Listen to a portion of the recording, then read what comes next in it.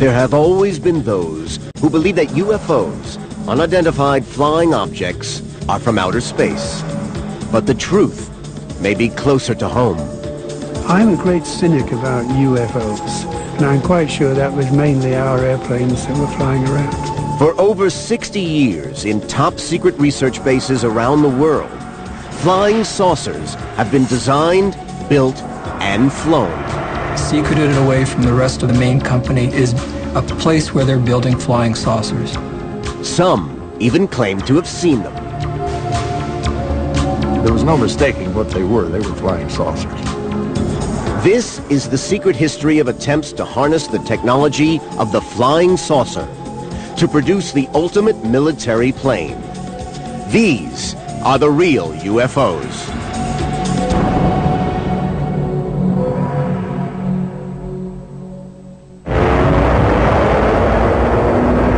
The story of the real UFOs begins in Nazi Germany. As victory in the Second World War was slipping from their grasp, German scientists were trying to perfect weapons that might turn the war in Hitler's favor. One of these was Victor Schauberger, an inventor who had produced models for a flying saucer. It had met the promise of a flying machine that could maneuver like a helicopter, but travel at supersonic speed undetected by the enemy. Schauberger's craft utilized a tornado-like vortex, which produced magnetic effects causing levitation. Victor was recognized by the German government, actually met with Hitler, and later was inducted into the SS and put to work further developing this flying saucer concept. He worked alongside a group of brilliant German engineers, including Rudolf Schriever, Andreas Epp, and Dr. Richard Miete. All produced highly advanced designs. The Germans actually had three separate developmental areas for flying saucers, one at Peenemünde, one at Breslau, and the other at Prague. At all these three facilities, flying saucers flew. The Germans had, in fact, gone far enough into development and testing that aircraft were in the air. And one company, Messerschmitt, had flown a complete saucer-shaped aircraft. These pictures of the early prototypes resemble photographs of UFOs that would emerge in the coming decades. But this was not the world of science fiction. These were highly advanced UFOs. For the German military, this lethal weaponry was being developed to win the war. The battle for air supremacy in World War II dominated the military struggle in Europe. By 1944, the tide was about to turn against Germany and Hitler's Third Reich. And then on June 13th, a week after the Allied D-Day landings, Hitler unleashed his deadly secret weapons. Over a period of 2 months, thousands of V-1 jet-powered flying bombs attacked London.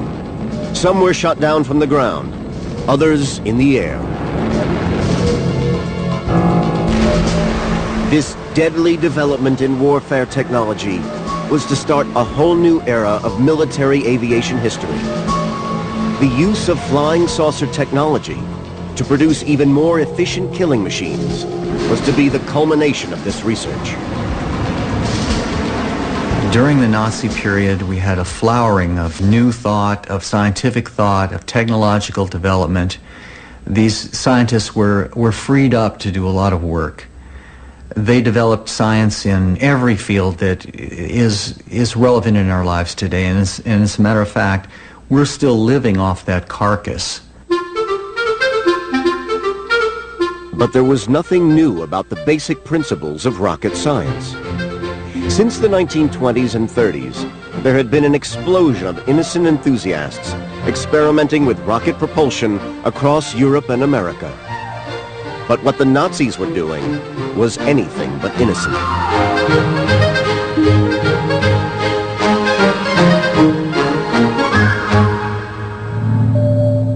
At their deadly weapons research facilities, scientists were working on a new generation of weapons. And alongside the rockets and missiles, real UFOs were a crucial part of that program. One of the incredible things that happened during the Second World War was the amount of technology that German scientists were turning out that was devoted to a war effort. And that included rocketry, it included the jet engines, but it also included some remarkable work in terms of flying saucer craft. But time was running out for Hitler and his scientists. On all fronts, the Allies were breaking through. The Germans were in retreat. The flying saucer technology, just like all of Hitler's other ultimate weapons, would come too late.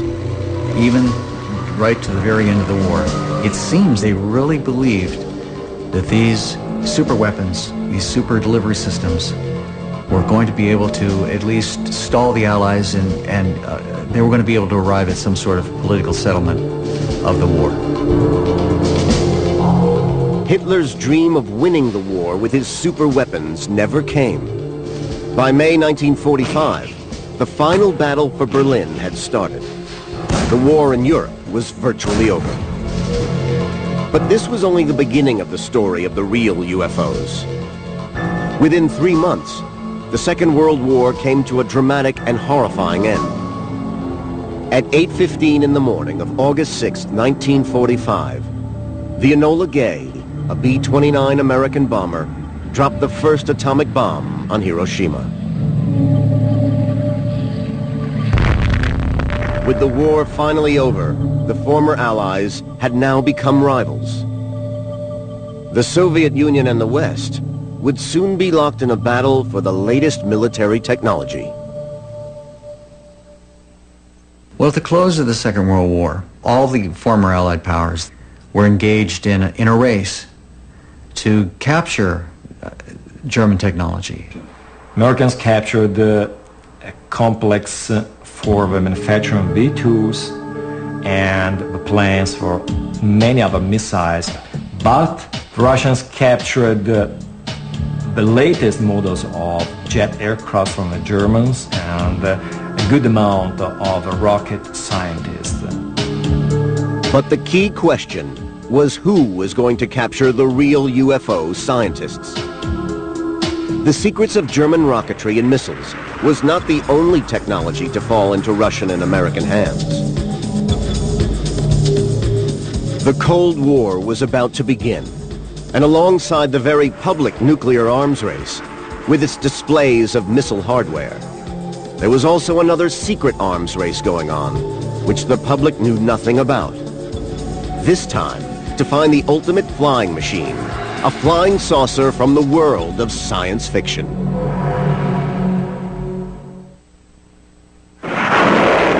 During the Second World War, there was a major technological revolution in jet propulsion, atomic physics, and real UFOs, flying saucer technology. The Germans had led the world in the development of real UFOs, and now their ideas and scientists had fallen into the hands of the two superpowers, Russia and America. German UFO flying saucer engineers Victor Schauberger, Rudolf Schriever, and a Dr. Mita were secretly working for the Americans. While Andreas Epp was reported to be working on flying saucer projects for the Russians. Both Americans and Russians exploited really a lot the scientists that they captured at the end of the war. And they used this technology and these guys to develop their science during the Cold War. By the end of the Second World War, the former Allies had become rivals, and the Cold War arms race had begun. The focus of the American efforts went on developing rocket and missile weapon systems. It seemed that the captured German flying saucer technology had been put on hold. Then in 1947, there was a report of a UFO flying over America seen by an American pilot, Kenneth Arnold. He was flying near Mount Rainier in the state of Washington and witnessed 9 flying discs some distance from him. When Arnold landed, he told his story to the local press. I was approximately 25 to 28 miles from Mount Rainier, and I noticed to the left of me a chain which looked to me like the tail of a Chinese kite going at a terrific speed across the face of Mount Rainier. They looked something like a pie plate that was cut in half with a sort of a convex triangle in the rear. Well, Kenneth Arnold started a firestorm. He was able to calculate from known landmarks how fast they were flying, and found they were flying at 12 or 1,300 miles an hour. And from his description, once he landed and gave this story to the press, he described these objects as if they were saucers skipping on water. And today, that's how we have the word flying saucer. From out of nowhere, the flying saucer mystery is with us. What is the flying saucer? What do people see and sometimes photograph? What's behind the daily reports of aerial phenomena in the nation's press? U.S. television and radio began reporting eyewitness accounts of members of the public who claimed they had seen UFOs in the skies over America. I glanced up and there were 3 flying saucers in a V, approximately a half a mile away from me at an altitude of 350 feet. Is this what Weisberger saw? America was gripped with UFO sightings and flying saucer fever. The military was eager to deny it was anything to do with them, and went on television to reassure the American public. We can say that the recent sightings are in no way connected with any secret development by any agency of the United States. In my position in the Research and Development Organization of the Bureau of Aeronautics and of the Navy Department, I am thoroughly familiar with both our aircraft and our guided missiles programs, and can state without reservation that the Navy has no saucer-shaped aircraft or missile in any of these programs. Then in July 1947, in the midst of the UFO fever, came a startling report by another serving American officer. He announced to the press the discovery of remains from a flying saucer found in Roswell, New Mexico. Within hours, the story of the Roswell incident exploded around the world. The American military panicked. Again, they issued an official statement designed to reassure an anxious public, denying the remains were from a flying saucer. They maintained that it was simply a weather balloon. Behind all these American denials was a more ominous possibility for the military. Assuming the UFOs were not from outer space, flown by aliens, perhaps all these sightings were evidence of an enemy closer to home. The American military were inundated by all kinds of UFO reports, and that drove them to the idea that perhaps some of those UFO missions were the Soviets in the air. The Americans captured the very exotic blueprints of very advanced designs for aircrafts, and among them there was the Horten 229 by the Horten brothers. And this aircraft was very similar in shape to the first description of the flying saucer sighted over America in 1947. And the Americans were scared that the Russians could have produced actually a flying version of the Horten 229. So in the immediate post-war years, reports of UFO sightings were part of the growing tensions between East and West as the Cold War grew in intensity. In the early 1950s, the Korean War had almost brought the world to a nuclear disaster. In America, the paranoia and the sense of fear of communist invasion was reflected in attitudes to flying saucers in popular culture. Flying saucers have invaded our planet. Washington, London, Paris, Moscow are key targets. The whole world is under attack. The 50s were the golden age of the flying saucer. People were scared by the Cold War. They were scared by the atomic experiments. They were at the same time very keen to the space exploration and to the advancement of technology, so the climate was the right one to expect extraterrestrial visitations from outer space.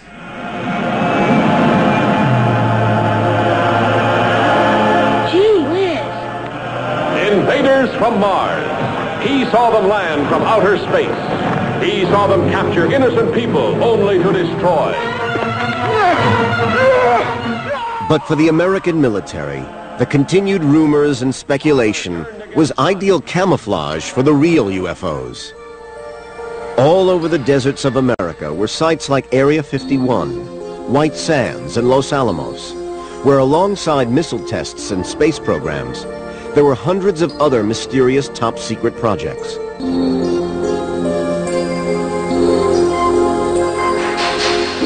These included high-altitude parachute tests, satellite testing, and the development of future space vehicles. One of these secret programs was called Project Mogul. Project Mogul was a top-secret program to listen in on the Russians using equipment on high-altitude balloons. The American military were desperate to discover secrets of the Soviet program to develop a rival atom bomb. They needed to know when the Soviets were testing one of their weapons. It was not until 20 years later that the U.S. government was forced to confess that the Roswell incident back in 1947 was in fact secret military testing by the Americans. They published a report which concluded that what was recovered was not the remains of an extraterrestrial spacecraft, but debris from a then classified Army Air Force research project, codenamed Mogul.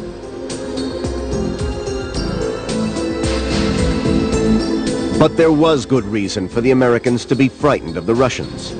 The experience of the Korean War and the startling appearance of the MiG fighter had proved how advanced Russian military technology had become. America needed to catch up, and catch up fast. Could a supersonic flying saucer be the answer? In the 1950s, the race was on to build the ultimate weapon, a radar-invisible supersonic aircraft. What was needed was from the realms of science fiction. The U.S. Air Force, in fact, wanted a new fighter interceptor, something that no Soviet aircraft would look like, a completely new airplane, one that could fly faster and higher than anything else in the air at the time.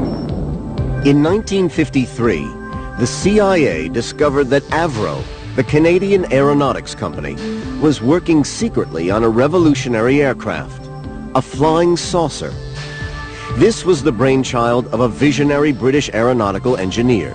The genius behind the Flying Saucer project was John Frost. He came from England as a designer on another project, but he soon became intrigued with the idea of taking flying saucers into the air. John Frost had been responsible for one of aviation's most innovative developments, the swept-wing tailless fighter. The inspiration behind John Frost's first ideas, in fact, came from his collecting a scrapbook of all the UFO reports that were being heralded all over the world. And through looking at every one of the reports, he began to start sifting them down to at least two possible sources. And one was man-made, and he traced it back to Germany. Frost was intrigued by reports of the Nazi flying saucers. In fact, we now have evidence to show that he is a participant in interviewing German scientists, and especially one, Mitha, who would work directly with German flying saucers. Dr. Mitha claimed that he had worked for over 10 years on the Nazi saucer program, and his team had actually built the flying prototype. Mitha showed Frost photographs, plans, and blueprints. Frost was convinced that he could turn Mitha's plans into reality.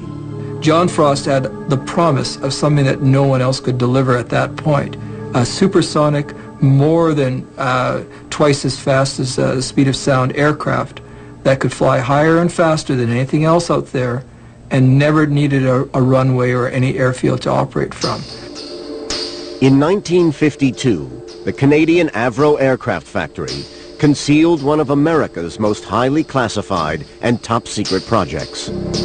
John Frost set up a secret group called the Special Projects Group. It was based on men just like himself, engineers and technicians and scientists that would work on his own ideas and ideas that would in fact lead to the flying saucer projects. One of the aeronautical engineers who worked with John Frost on this revolutionary concept was David Garland. Well, John Frost was frightfully English. You know, he was a typical English gentleman from the public school system, but with tremendous experience in the aviation industry. I'd say his enthusiasm was infectious. No problem was too big. There's a solution to every problem. In fact, we don't have problems, we have challenges. And there were plenty of challenges. John Frost's very first project is Project Y, a spade-shaped aircraft that's based around his circular pancaked engine. It'll be able to take off from the ground vertically or in a rolling takeoff and fly as a supersonic interceptor. Project Y was designed as a tailless jet engine aircraft. It was in effect using flying saucer technology. A spade-shaped mock-up was built by Frost's elite team in a heavily guarded workshop in the Avro factory. In 1953, a model with a delta-tail jet flap for vertical takeoff control was secretly tested. The failings of the design soon became apparent. One of the main problems with any tail-sitting aircraft would be that the amount of pilot skills that would be required to fly vertically from the ground in that position, and then, in fact, to return would be incredible. John Frost now concentrated all the efforts of the Special Projects team on the development of a circular design, essentially a flying saucer. The Circle is the most efficient ground effect machine. You get more lift for a given thrust around the periphery. So it makes sense when you're hovering in ground effect. John Frost's next design was codenamed Y2. And Project Y2 is a completely circular aircraft, now using a rotor system in the center of it and multiple engines on the outside edge, powering that rotor, giving it vertical takeoff and eventual direction so it could fly into altitudes that no one else could guess. It was a knife-edge supersonic fighter that he was selling. And at this point, the American Air Force bought in big time with a $10 million grant towards his research. By 1956, the Cold War space race and arms race was at its height. The American military was desperate to invest in new weapons technologies. With clandestine American funding, the development of the supersonic flying saucer began. In the Schaefer building was a full-size 50-foot diameter 6-engine powered aircraft. Now, testing though proved that it was a dangerous beast, one that nearly killed the entire Frost team. The test was nearly catastrophic. The engines of the saucer tethered in the hangar spun out of control and almost blew the roof of the research lab off. John Frost decides that there's no way that he can continue this work with a complete flying saucer. Supersonic project is abandoned for the time being for him to build a smaller test vehicle that becomes the Avro car. Well, the design specification for the Avro car was to fly at forward speed at 300 miles an hour, some modest kind of speed, but it had a high thrust-to-weight ratio greater than 1. And to fly at 30,000 feet altitude, and to land and take off vertically. In 1957, Frost's prototype model finally rewarded the earlier American military investment in his project. The Avro car was a scaled-down test vehicle that could do two jobs. One, it could provide a test vehicle for the supersonic craft that was still sitting in the Schaefer building. But secondly, it could be the flying jeep that the U.S. Army required. With weaponry, it could actually go on the battlefield as a battlefield weapon. In 1959, the two vertical takeoff prototypes rolled out of the factory. The long-term aim was to produce a flying saucer that could reach over 1,500 miles per hour. It did fly along the runways, de-icing the runways quite nicely, blowing ice and snow around. And it got into trouble over freshly mown part of the airfield when all the grass blew up and came back down in the intakes. And we started thinking about how to prevent what's called foreign object ingestion into the intakes. The flying saucer flew several test flights, but its shape meant that it was incredibly difficult to steer. It was a maze of challenges, and the biggest challenge that the concept faced was the pitch instability, the aerodynamic center being so far forward of the center of gravity. It's not a good recipe for a happy flight. So the vertical takeoff and hover principle was working. Modifications were made, but lack of power and inadequate control mechanisms were difficulties that had to be overcome if the Avro car was ever to fly as intended. Apart from the development of powerful pitch control, the only way that we knew to make a circular device stable was to have it spin, like a frisbee today. And the spinning action will impart stability. Some of John Frost's early designs did in fact have large spinning components, and the gyroscopic power of those devices was thought to impart some stability in designs which were thought to go as fast as 3 times the speed of sound. Frost was convinced he could control the instability problem. But the Americans insisted on adding a swept tail unit. Frost considered this was a betrayal of his original concept. So in December 1961, the $10 million Avro flying saucer program was officially scrapped. But some of the engineers who worked on the project did not totally abandon Frost's dream. There really is no aerodynamic future for a circular wing subsonically. Supersonically, with a few modifications and tweaking to its shape to make it a little more like a delta wing, one might see a possible outcome. John Frost always believed his original concept was achievable. Despite the unfavorable results of the Avro car testing, the work that John Frost had put into the supersonic project showed that in fact it could have flown. And unfortunately, with the money eventually simply stopping, the company shut down the entire project. All the technology went back to the United States, who is the real owners now at that point. The highly classified flying saucer technology went to America. But were these apparent public failures covering up a more covert flying saucer project that later, indeed, would work? This is Jack Pickett. 40 years ago, he was a publisher of U.S. military magazines. He even had positive security clearance. On a visit to MacDill Air Force Base in Florida, he was convinced he saw real American Air Force flying saucers. There was no mistaking what they were. They were flying saucers. There was 4 of them parked in a row down at that restricted area of the base, and they ranged in size from 20 feet across to about 45 feet to, say, 70 feet, and then the biggest one was 119 feet across. Perfect circles. Jack Pickett had been invited to the Air Force Base to write an article on the recently decommissioned aircraft. Pickett was even shown some remarkable photographs of the aircraft in the hangar.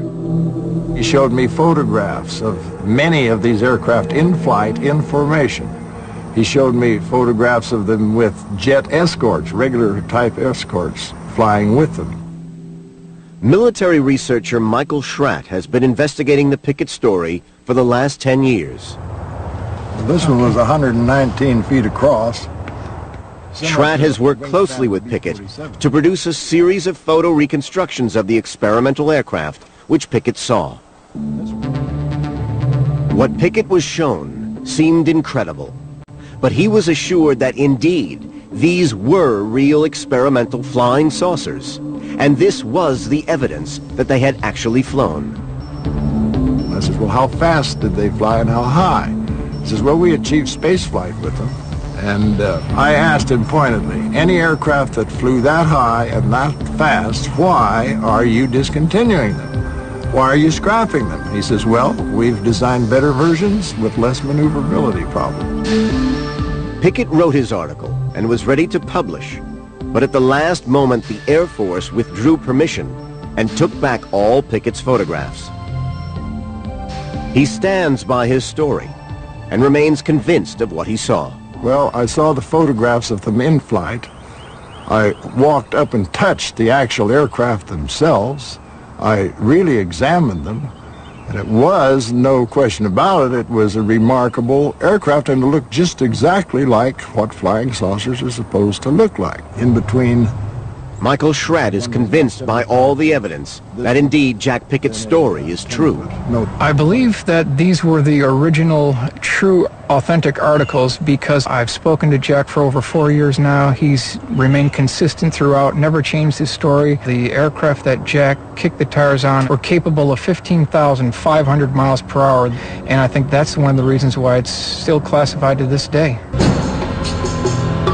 Pickett's claims came against a background of heightened Cold War tensions. At the beginning of the 1960s, American U-2 pilot Francis Gary Powers was shot down on a spy mission over the Soviet Union. In Europe, the Soviets had built the Berlin Wall, dividing east from west. And with the Cuban Missile Crisis, the world had come closer than ever before to nuclear catastrophe.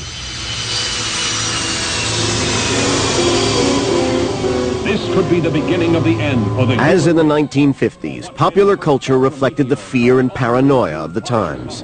And again, it latched on to the threat from outer space.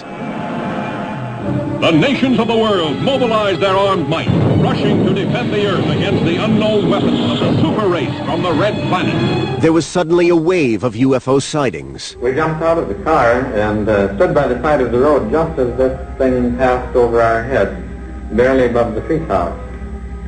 It was hovering over the house and it was moving side to side directly over this house. And as far as what it was, I wouldn't have the slightest idea. I've been researching UFOs for the last 25 years, and I do believe that most, but all of the witnesses are reliable people having seen something strange in the sky. Most of the times they have seen man-made phenomena or natural phenomena like weather balloons, planets, satellite re-entries, stuff like that. But there is actually a small but significant percentage of sightings that cannot find any explanation at this time. But there was one explanation for these mysterious UFO sightings, and it didn't involve extraterrestrial creatures. I'm a great cynic about UFOs, and I would say in a single sentence that practically every UFO, other than those that are being taken by using saucepan lids, every UFO other than those has probably been under contract to the U.S. Air Force. In the 1960s, Alan Brown was working at the Lockheed Secret Experimental Skunk Works in the Nevada desert. It was a time when both Russia and America were afraid of each other's nuclear strike capabilities. The Russians relied heavily on satellite technology to spy on the United States. The Americans invested mainly on manned surveillance aircraft. Lockheed had built the top-secret U-2 high-altitude spy aircraft, designed for covert surveillance over Soviet territory. But it was vulnerable to enemy radar. When the first U-2 was shot down over Russia by surface-to-air missiles, it was recognized even before that time that the U-2's life probably wasn't going to be very long because it was not designed from a stealth point of view, and it was seen that they would have to do something pretty drastic to make improvements. Flying saucer technology might produce the ultimate aircraft, one invisible to radar. A competition was started to replace the U-2. Lockheed, in fact, won the contract, and I was involved with that in an airplane called Have Blue. And the program did change very quickly from a confidential clearance to a top secret clearance when it was realized just the enormity of what could be done with an airplane which was essentially invisible to radar. Over the next 10 years, shrouded in secrecy, a new generation of stealth fighters was rigorously tested in Area 51, the U.S. government flight test base in Nevada. There's no question that you have to have large-scale testing over a large area, which means that there's going to be people on the periphery who are seeing these funny-looking objects flying around, which immediately get reported in the popular press as coming from Mars, Saturn, or you name it.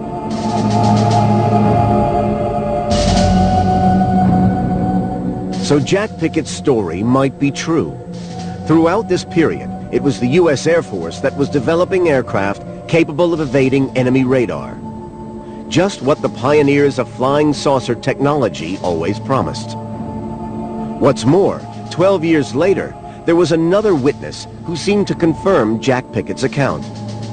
Warren Botts, an ex-8th Air Force pilot, saw an identical flying saucer aircraft hidden in a restricted hangar while visiting Wright-Patterson Air Force Base for a pilot's reunion. To my surprise, I saw this huge disc airplane and was almost wall-to-wall in circumference, and it was jet-powered from what I saw. I started to walk over to look at it, not thinking anything about it, and a guard, an armed guard, stopped me and told me I'm not allowed to be in there. So I left, but I did see a large circular airplane in there. Michael Schratt now had personal testimony from a second witness of the highly classified flying saucer. He briefly described the exact same aircraft that Jack Pickett had seen it, and described other features that Jack didn't describe, and so when I put these two men together, then I knew I was dealing with a real subject. Despite much skepticism, Warren Botts, like Pickett, remains convinced. People that I spoke to since that time said it never existed, which I think they're wrong, because I know what I saw. I believe that we do have flying saucers. They did exist, and they do exist now. What both men had seen was remarkably similar to the final John Frost Aerocar design, which the American military had reported as abandoned. Many believe that far from being abandoned, research into flying saucer technology had continued. I think it's definitely being experimented today, because not only can get to your enemy completely unannounced, but you have radar invisibility, you've got the acoustic invisibility, no runways necessary, you have the potential to fly outside our atmosphere into space, and that is the holy grail that the U.S. Air Force always had wanted from the beginning. There still remains much classified material on the development of flying saucer technology. But by the end of the century, American scientists and engineers had fulfilled many of the hopes and dreams of flying saucers. A fighting machine that could travel at supersonic speed, undetected by radar, based not on a circular disc, but a pyramid.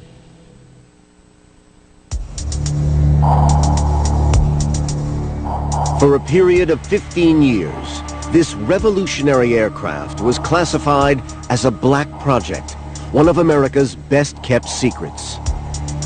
This was the ultimate real UFO, a supersonic strike aircraft, which flew like a jet, but with stealth unseen by radar.